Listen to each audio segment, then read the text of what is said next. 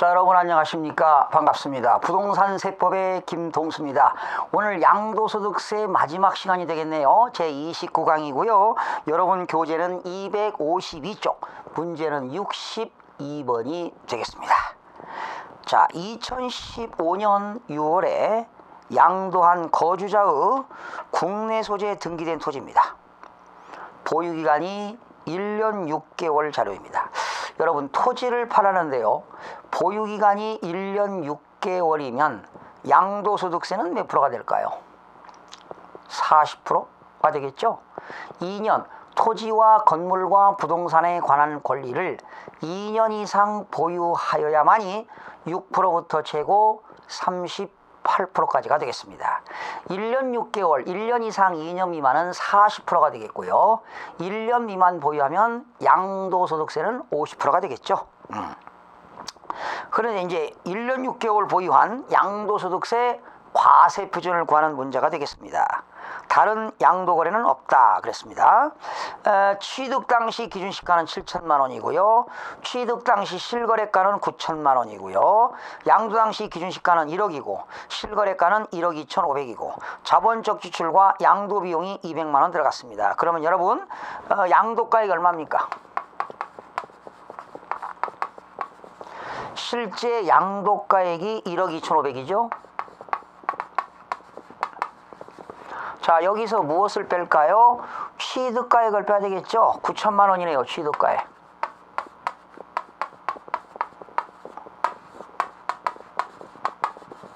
자, 여기서 뭘 빼야 될까요? 자본적 지출과 직접 양도 비용이 200만 원 나왔네요.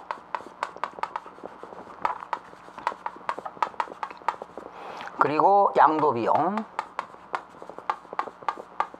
합쳐서 200만 원. 그러면 빼보세요. 양도 차익 얼마입니까? 양도 차익은 9,200이니까 3,300인가요? 3,300. 여러분 여기서 무엇을 빼야 될까요? 장기 보유 특별공제를 빼야 되겠죠. 그런데 여러분 장기 보유 특별공제는 3년 이상 보유할 때만 있으니까 여기서는 장기 보유 특별공제가 없습니다.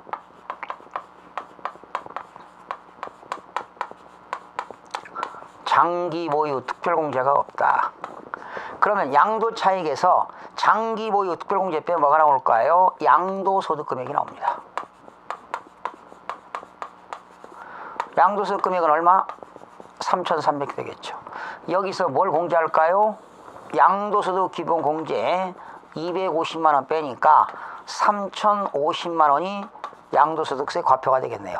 정답은 3,050만 원 되겠습니다. 그러니까 양도소득 금액에서 무엇을 공제한다고요? 양도소득 기본공제.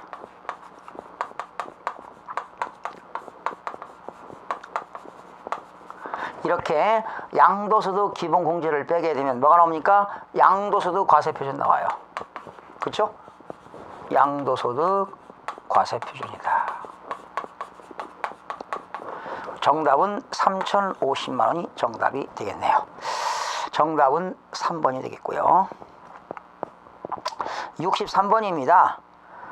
소득세법상 거주자의 양도소득세가 과세되는 부동산의 양도가액과 또는 취득가액을 추계조사하여 과세표준 및 세액을 경정하는 경우에 관한 것이다. 여러분 양도가액과 취득가액을 모르면 과세관청이 추계조사 결정해서 과세표준과 세액을 결정하게 되죠. 틀린 것. 단 매매 사례가격과 감정가액은 특수관계인과의 거래가 아니다. 지난 24회 때 출제가 됐습니다. 여러분 양도가액을 모르면 뭘로 할까요? 양도가액은 실거래가로 해야 되는데 실거래가를 모를 때는 어떻게 될까요? 매매 사례가액으로 하죠. 매매 사례가액. 매매 사례가액. 양도가액을 모른다. 매매 사례가액. 매매 사례가를 모르면 뭐 합니까? 감정가액으로 한다. 감정가액을 모르면 뭘로 한다? 기준시가로 합니다. 그래서 양도가액은 매감기입니다. 매감기. 만약에 취득가액을 모른다. 취득가액을 알 수 없을 때는 첫 번째 매매사례가액, 그 다음에 감정가액, 그 다음에 환산가액, 그 다음에 기준시가입니다. 환산가액. 취득가액 모른다. 매매사례가액, 감정가액, 환산가액, 기준시가. 양도가액은 매감기가 되겠고요. 취득가액은 매감환기가 되겠습니다. 취득가액은 매감환기가 되겠습니다. 자, 1번 볼까요? 양도가액 또는 취득 시 실질거래 가격 확인을 위하여 필요한 장부, 매매계약서, 영수증, 기타 징빙서류가 없거나 그 중요한 부분이 미비될 때는 뭐한다? 세무서장이 추계 결정합니다. 또는 추계 결정 또는 경정의 사유에 해당한다. 2번 매매사례. 그렇죠. 양도가액과 취득을 모를 때는 매매사례가액, 감정가액, 환산가액, 기준시가를 하는데 양도가액을 모를 때는 매감기 기억하시기 바랍니다. 환산이 빠졌죠? 취득가액을 모를 때는 매매사례가액과 감정가액과 환산가액과 기준시가입니다. 매감환기. 취득가액을 모를 때는 매감환기가 되겠고요.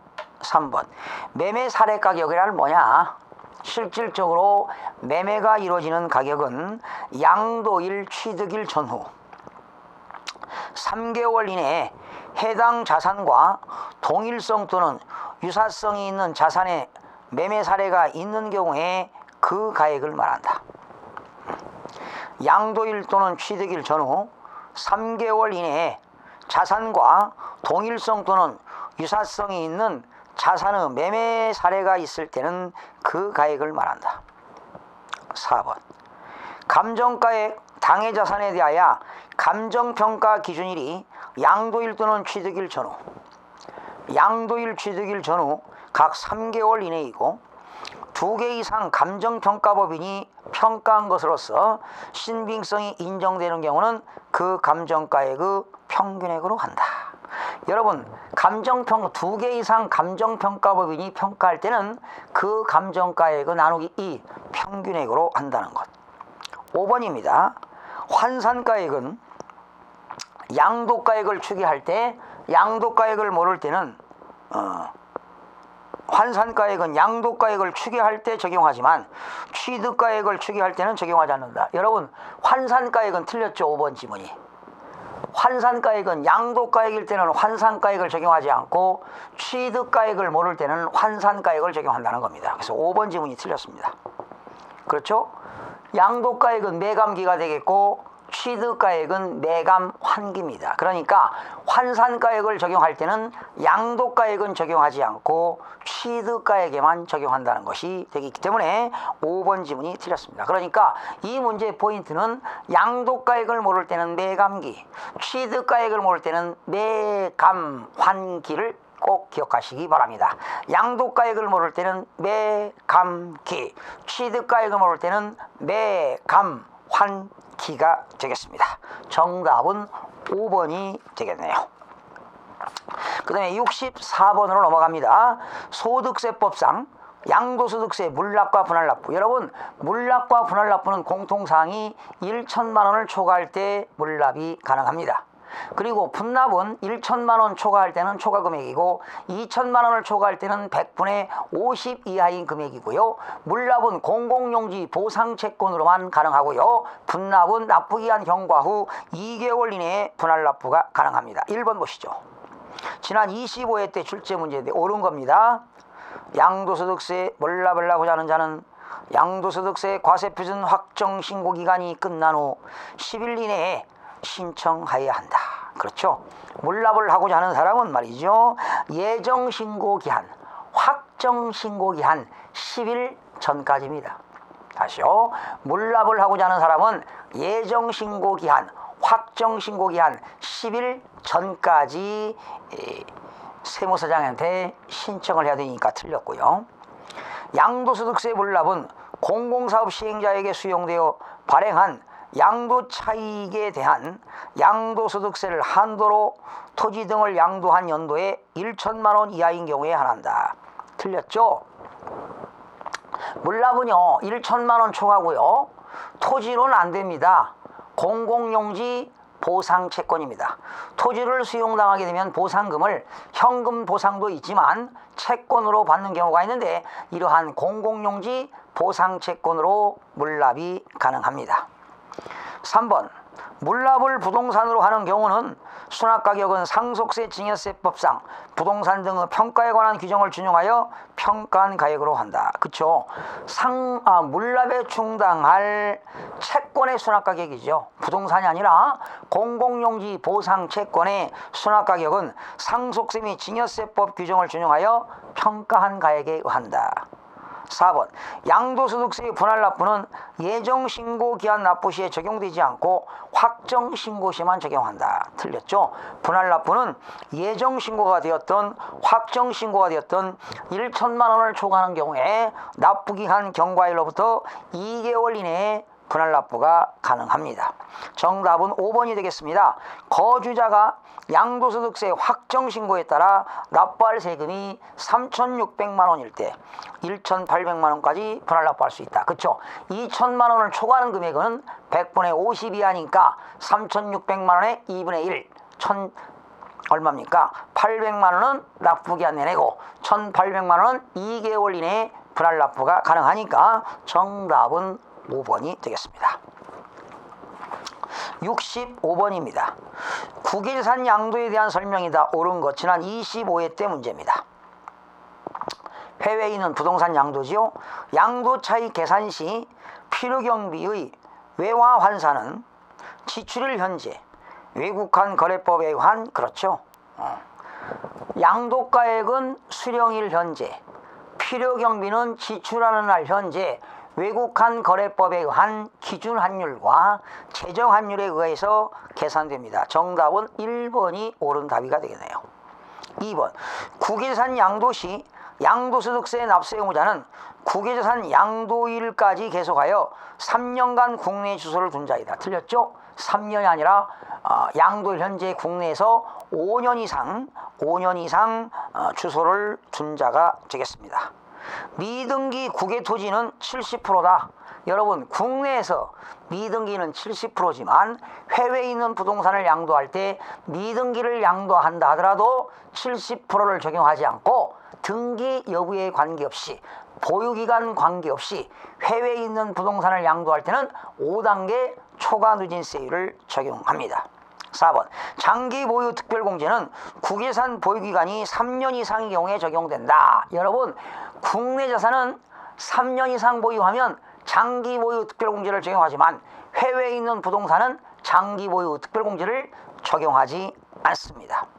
5번 국외재산 양도가액은 실질거래 가격이 있더라도 양도 당시 현황을 반영한 시가에 의한 것이 원칙이다. 국외재산 양도가액은 실거래 가격이 있다 하더라도 양도 당시 현황을 반영한 시가에 의한 것이다. 여러분 국외재산을 양도할 때는요 다 원칙은 뭘로 한다? 실지 거래가격으로 하게 됩니다. 그러나 실거래가를 확인할 수 없는 경우에는 그 양도자산이 소지하는 국가의 양도 당시 현황을 반영한 시가로 하는 것이지요. 실거래가가 있을 때는 원칙은 뭘로 한다? 실지 거래가격으로 하게 되는 것입니다. 그 다음에 66번이 되겠습니다. 66번 소득세법상 국내 소지한 주택을 임대했습니다. 국내 소지한 주택을 임대하는 경우 발생하는 소득에 대한 설명으로 틀린 것. 단 아래의 주택은 상시 주거용으로 사용하고 있다. 지난 25회 때 출제입니다. 1번 주택을 한 채만을 소유하는 거주자가 과세기간 종료일 현재 기준시가가 10억 원인 해당 주택을 전세금을 받고 임대하여 얻은 소득에 대해서는 과세하지 않는다. 그렇죠? 이게 지금 5번이 틀렸습니다. 다시요. 지금 틀린 걸 물어보는 거지요. 주택 한 채만을 소유한 거주자가 과세기간 종료일 현재 기준시가가 10억 원입니다. 여러분. 10억 원인 해당 주택을 전세금을 받고 임대하여 얻은 소득에 대해서는 과세하지 아니한다. 뭘 받았나요 지금? 기준시가가 10억 원인 주택입니다. 그런데 뭘만 받았나요? 전세금을 받고 임대했어요. 그때는 소득세가 과세되지 아니한다. 네, 맞습니다. 그 다음에 주택 두 채를 소유한 거주자가 한 채는 월세 계약으로 나머지 한 채는 전세 계약의 형태로 임대하는 경우 월세 계약에 의하여 받은 임대료에 대해서는 소득세가 과세된다. 그쵸? 지금 여러분 주택을 두 채를 임대했는데 거주자가 한 채는 월세 계약으로 나머지 한 채는 전세 계약으로 임대할 때 월세 계약에 의하여 받는 임대료는 그쵸? 월세 계약에 대해서 받는 임대료는 당연히 임대소득세를 과세해야 되겠습니다. 3번 거주자의 보유주택 수를 계산함에 있어서 다가구 주택은 한 개의 주택으로 봐야 됩니다. 구분 등기일 경우는 각각을 1개의 주택으로 본다. 그쵸? 다가구는 1개의 주택으로 보는데 만약에 그게 구분 등기가 되어 있다면 각각을 1주택으로 계산합니다. 주택의 임대로 인하여 얻은 과세 대상 소득은 사업소득으로서, 그쵸? 주택을 임대하고 얻는 소득은 사업소득으로서 거주자의 종합소득에 합산합니다. 종합소득은 이자소득, 배당소득, 사업소득, 근로소득, 연금소득, 기타소득 6가지 소득을 합산하여 과세합니다. 5번 주택을 임대하여 얻은 소득은 거주자가 사업자 등록을 한 경우에 한하여 납세 의무가 있다. 여러분 꼭 사업자 등록을 하지 않아도 임대하는 소득이 있다면 세금을 내야 되겠습니다. 사업자 등록 여부에 관계없이 소득세 납부할 의무가 있기 때문에 정답은 5번이 틀렸습니다. 67번입니다. 부동산 임대와 관련하여 발생한 소득에 대한 설명이다. 틀린 것. 지난 24회입니다. 국외에 소지하는 임대소득은 주택수에 관계없이 과세한다. 여러분이 해외의 부동산 주택을 하나만 임대해도 해외에 있는 부동산은 무조건 과세가 됩니다. 3주택을 소유한 자가 보증금 합계액이 제가 3주택을 임대했는데요. 보증금 합계액이 2억 원 이상인 경우 간주 임대료를 사업소득으로 총 수익금액에 산입한다. 틀렸죠? 3주택을 임대한 사람은요. 보증금이 얼마? 3억 원인 경우입니다.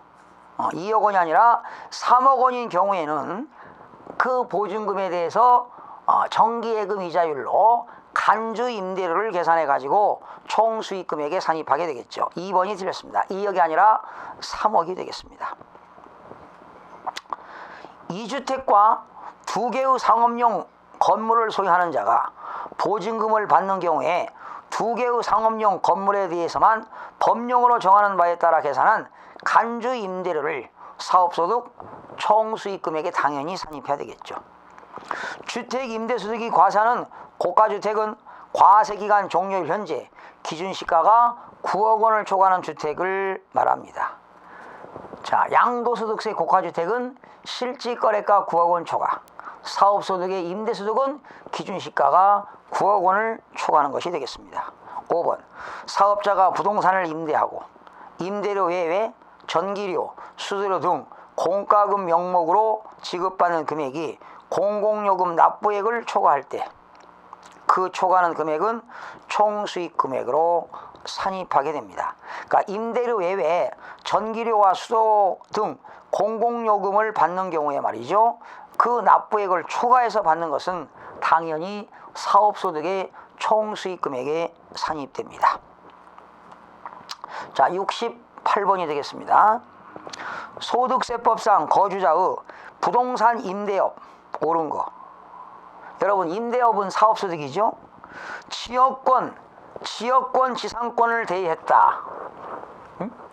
지상권 지역권을 대의하고 받는 소득은 무슨 소득일까요? 기타소득입니다.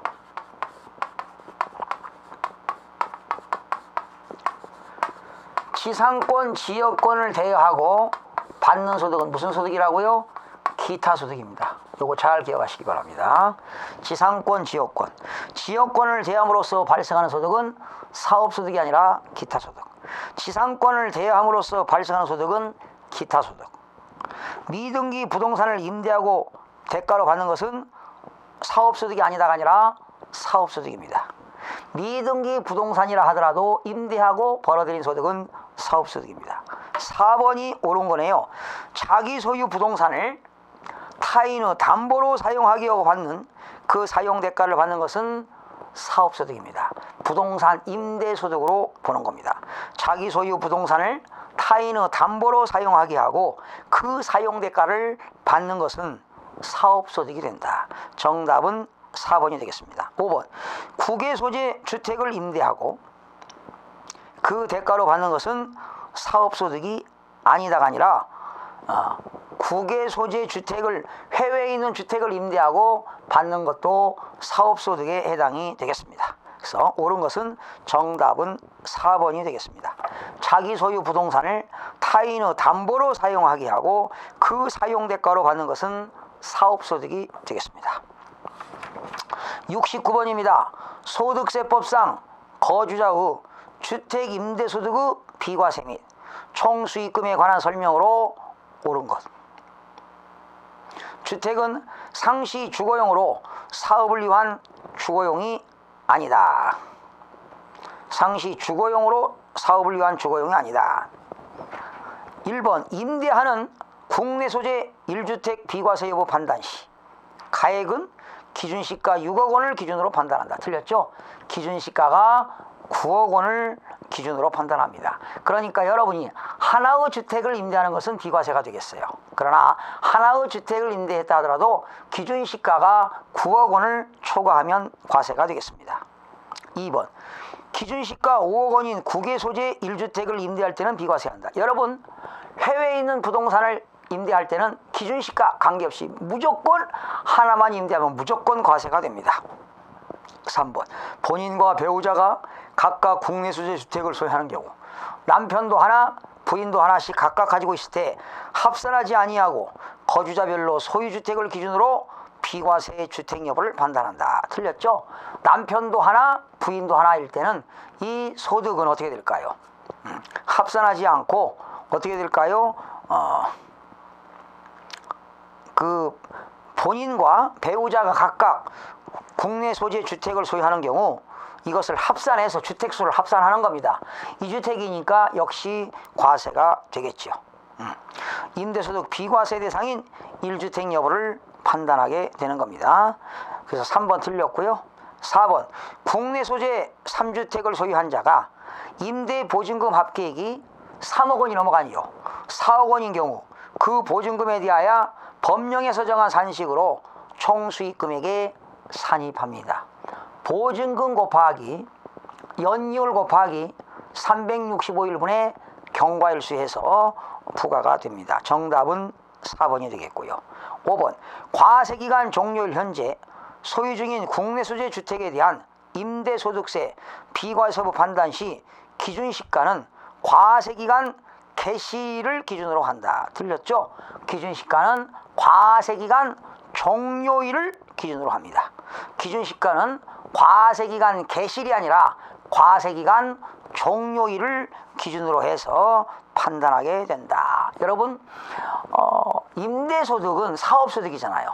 그때 고가주택은 기준시가가 9억 원을 초과하는 임대주택에 대해서는 1세대 1주택이라 하더라도 과세가 된다는 것을 기억하시기 바랍니다. 이렇게 해서 양도소득세 69번 문제까지 한 문제도 빼놓지 않고 다 풀었습니다.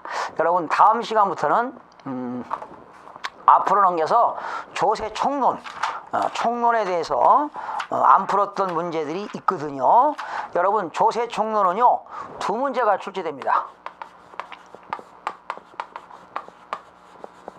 그런데 무조건 여러분 한 문제는 맞아야 되겠고, 제가 한 문제는 맞기가 힘듭니다. 그래서 조세 총론할 때 제가 어려운 것들은 앞부분에서 강의를 안 했는데요.